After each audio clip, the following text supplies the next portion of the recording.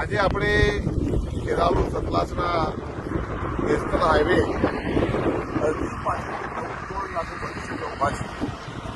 આ વિસ્તારની અંદર આમ જનતાને ભારતીય જનતા પાર્ટીની સરકાર દ્વારા પ્રજા ઉપર એક વધારાનું ભારણ નાખવા માટે અહીંયા આજે આપણે જોઈ રહ્યા છીએ. આ ટોલ ટાંકો જે પણ વાહન પસાર થશે એ બધાને ટોલ ટેક્સ આપવો ફરજિયાત બનશે, કારણ કે નેશનલ હાઈવે છે.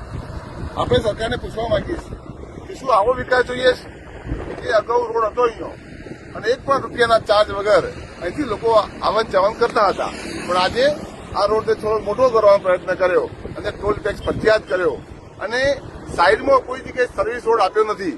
અને સર્વિસ રોડ ન આપવાના કારણે આ વિસ્તારના જે સ્થાનિક આજુબાજુ નજીકના લોકો કેવી રીતે પસાર થશે, આ વિસ્તારના ખેડૂતો કેવી રીતે પસાર થશે, એમનો ગાડો ટ્રેક્ટર કેવી રીતે જશે, એક મોટો સવાલ છે. તો માન્ય સરકારશ્રીને મારી વિનંતી છે કે તમે આ ટોલ ટેક્સ જો કોઈ નવો રોડ બનાવતા હોય અને તમે ટોલ ટેક્સ નાખો બરાબર છે. આ તો અગાઉની સરકારે રોડ બનાવેલો હતો, અહીંયા કોઈ પણ જાતનો ટેક્સ હતો નહીં, સરસ મજાનો રોડ હતો. ખેરાલુ સતલાસના અંબાજી જવા માટે આસાની જઈ શકાતું હતું અને હવે જયારે જવું પડશે ત્યારે અહીંયા ટોલ ટેક્સ ભરવો પડશે. તો આ વિસ્તારની જનતાને પૂછવા માંગુ છું કે શું આ ટોલ ટેક્સ આપણે સ્વીકારવો જોઈએ અથવા તો આંદોલન કરવું જોઈએ અને આંદોલન કરી અને સરકારને પાઠ ભણાવવો જોઈએ અને આ ટોલ ટેક્સ કેમ કે રદ થાય એના નિર્ણય માટે કેટલા લોકો જોડાવા તૈયાર છે એ આ વિડીયો કમેન્ટ કરવા માટે મારી વિનંતી છે.